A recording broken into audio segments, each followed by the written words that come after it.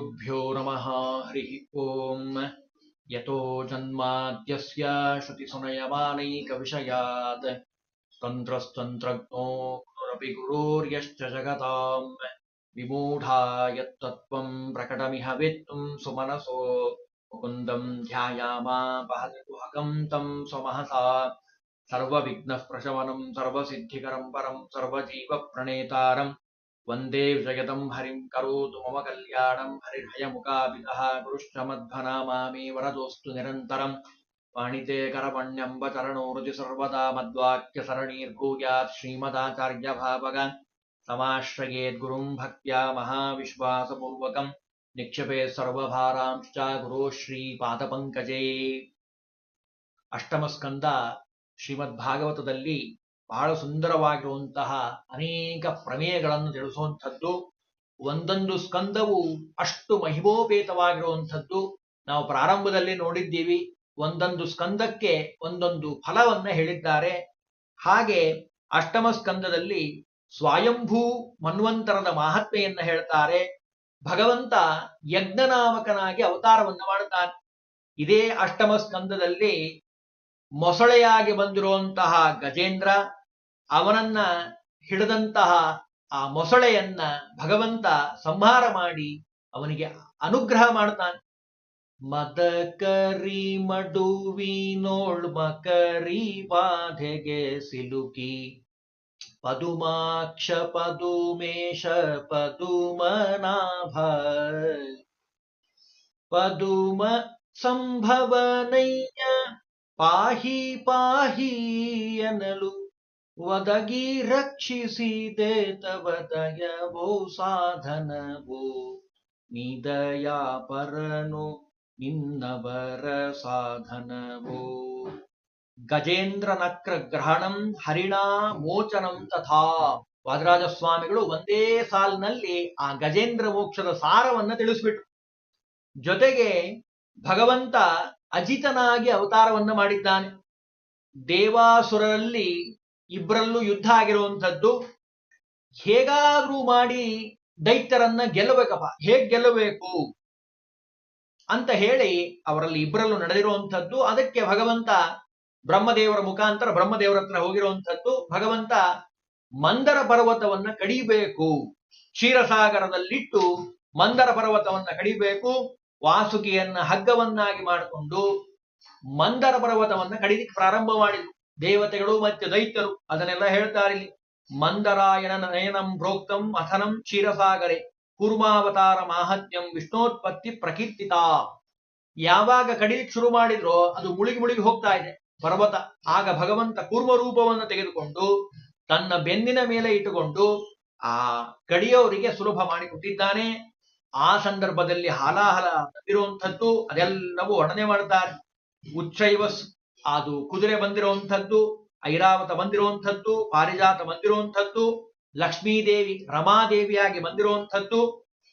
ಆ ರಮಾದೇವಿಯ ಸೌಂದರ್ಯವನ್ನ ವರ್ಣನೆ ಮಾಡ್ತಾರೆ. ಇದೆಲ್ಲವನ್ನು ಶ್ಲೋಕದಲ್ಲಿ ಹೇಳ್ತಾರೆ. ರಮಾವತಾರ ಗತಿತೋ ರಮಾ ಸೌಂದರ್ಯ ವರ್ಣನಂ ಉಚ್ಚೈವಾಶ್ವ ಗಜಯೋಹೋ ಪಾರಿಜಾತಸ್ಯ ಸಂಭವ. ಎಷ್ಟೆಲ್ಲ ವರ್ಣನೆ ಮಾಡ್ತದೆ ನೋಡ್ರಿ ಭಾಗವತ. ಉಚ್ಚೈವಸ್ ಕುದುರೆ, ಐರಾವತ ಆನೆ, ಪಾರಿಜಾತ, ಲಕ್ಷ್ಮೀದೇವಿ. ಆಮೇಲೆ ಲಕ್ಷ್ಮೀದೇವಿ ಬಂದಂತಹ ಸಂದರ್ಭದಲ್ಲಿ ಅವಳ ಸೌಂದರ್ಯವನ್ನ ವರ್ಣನೆ ಮಾಡ್ತಾರೆ. ಲಕ್ಷ್ಮೀದೇವಿ ವರಾನ್ವೇಷಣೆ ಮಾಡ್ತಾಳೆ. ಒಬ್ಬೊಬ್ಬ ದೇವತೆಗಳಲ್ಲಿರುವಂತಹ ಗುಣ ದೋಷ, ಗುಣ ದೋಷ. ಲಕ್ಷ್ಮೀ ಶೋಭಾನ ಕೇಳಿರೋರಿಗೆ ಚೆನ್ನಾಗಿ ಗೊತ್ತಾಗುತ್ತೆ. ಇದನ್ನು ಬರೆದಿರುವಂತಹ ಮಹಾಜ್ಞಾನಿಗಳೇ ಆ ಲಕ್ಷ್ಮೀ ಶೋಭಾವನ್ನು ರಚನೆ ಮಾಡಿಕೊಟ್ಟಿದ್ದಾರೆ. ಅಲ್ಲಿ ಹೇಳ್ತಾರೆ ವರಸ್ಯಾನ್ವೇಷಣ ಪ್ರೋಕ್ತಂ. ಯಾರನ್ನು ವಿವಾಹ ಮಾಡ್ಕೊಳ್ಬೇಕು, ದೇವತೆಗಳು ಋಷಿಗಳು ಎಲ್ಲರದು ಒಬ್ಬೊಬ್ಬರದೇ ದೋಷ, ಗುಣ ಗುಣ ದೋಷ ಎಣಿಸ್ತಾ ಹೋಗ್ತಾಳೆ. ಕೊನೆಗೆ ಭಗವಂತನಿಗೆ ಮಾಲೆಯನ್ನ ಹಾಕ್ತಾಳೆ. ಯಾಕೆ? ಒಂದೂ ದೋಷ ಇಲ್ಲದೆ ಇರುವಂತಹ ಸಚ್ಚಿದಾನಂದ ವಿಗ್ರಹ ಅಜಿತನಾಮಕ ಭಗವಂತನಲ್ಲಿ ಅವಳು ವಿವಾಹವನ್ನು ಮಾಡಿಕೊಳ್ತಾಳೆ. ವಾರುಣ್ಯಾಶ್ಚ ಸಮುತ್ಪತ್ತಿ ರಮೃತಸ್ಯ ಚ ಸಂಭವ. ಆ ಸಂದರ್ಭದಲ್ಲಿ ಆ ವಾರುಣಿ ಮಧ್ಯದಲ್ಲಿ ಅಮೃತ ಹುಟ್ಟಿ ಬಂದಿರುವಂಥದ್ದು. ಧನ್ವಂತರಿ ರೂಪಿ ಭಗವಂತ ಅಮೃತ ಕಲಶವನ್ನು ತೆಗೆದುಕೊಂಡು ಬಂದಿದ್ದಾನೆ. ದೈತ್ಯರು ಬಲಾತ್ಕಾರದಿಂದ ಆ ಅಮೃತವನ್ನು ಕಸಗೊಂಡಿದ್ದಾರೆ. ಎಲ್ಲ ಭಗವಂತನಿಗೆ ಗೊತ್ತಿರುವಂಥದ್ದೇ. ನಾಟಕ ಮಾಡ್ತಾ ಇದ್ದಾನೆ ಭಗವಂತ. ಸತ್ಯದಿಂದ ಅವರು ಚ್ಯುತರಾಗ್ಲಿ, ಆಮೇಲೆ ಅವರನ್ನು ಸಂಹಾರ ಮಾಡೋಣ ಅಂತ ಹೇಳಿ ಅಮೃತ ವರ್ಷವನ್ನ ಕೊಟ್ಟಿದ್ದಾನೆ. ಭಗವಂತ ಮುಂದೆ ದೇವತೆಗಳೆಲ್ಲ ಬಂದು ಚಿಂತಾಕ್ರಾಂತರಾದ್ರು. ಸ್ವಾಮಿ ಮತ್ತೆ ಅಮೃತ ಸಿಕ್ತು, ಮತ್ತೆ ಕುಡಿಲಿಕ್ಕಾಗ್ಲೇ ಇಲ್ಲಲ್ಲ, ದೈತ್ಯರು ಅಪಹಾರ ಮಾಡ್ಕೊಂಡು ಹೋಗಿದ್ದಾರೆ.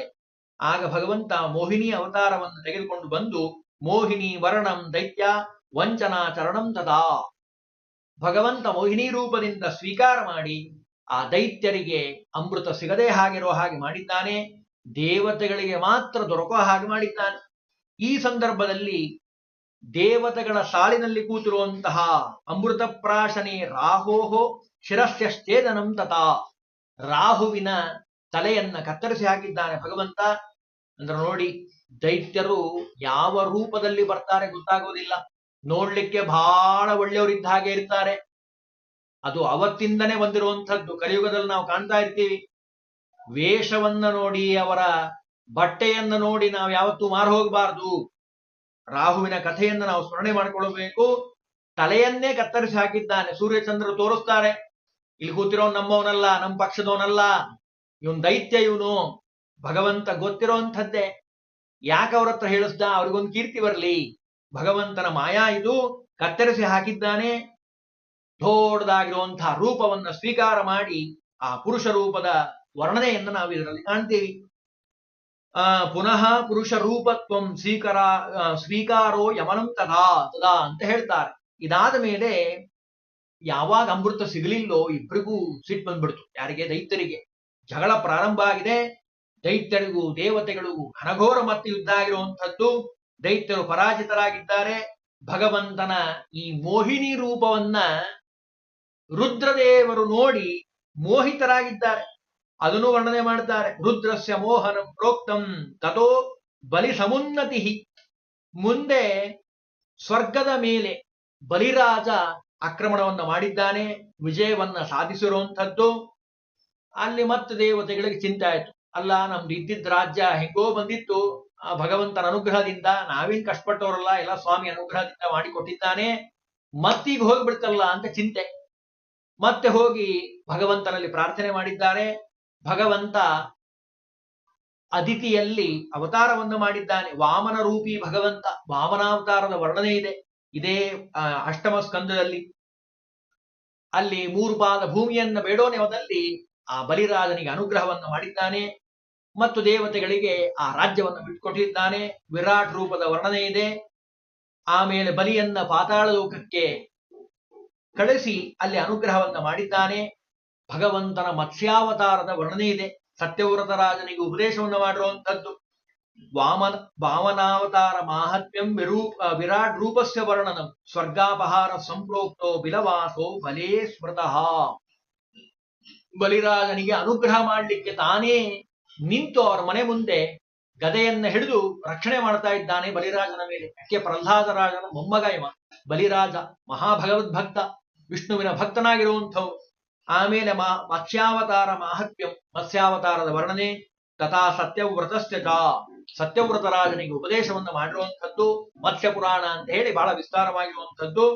ಆಮೇಲೆ ಈ ಅಷ್ಟಮ ಸ್ಕಂದದಲ್ಲಿ ಸ್ಕಂದೇಸ್ಮಿನ್ ಅಷ್ಟಮೇಧ್ಯಾಯ ತ್ರಯೋವಿಂಶತಿ ಕೀರ್ತಿತಾ, 23 ಅಧ್ಯಾಯಾತ್ಮಕವಾಗಿರುವಂಥದ್ದು ಈ ಶ್ರೀಮದ್ ಭಾಗವತದ ಅಷ್ಟಮ ಸ್ಕಂದ ಅಂತ ಹೇಳಿ ವಾದರಾಜ ಸ್ವಾಮಿಗಳು ಸಾರ ಸಂಗ್ರಹ ಮಾಡಿ ನಮಗೆ ತಿಳಿಸ್ಕೊಟ್ಟಿರುವಂಥದ್ದು.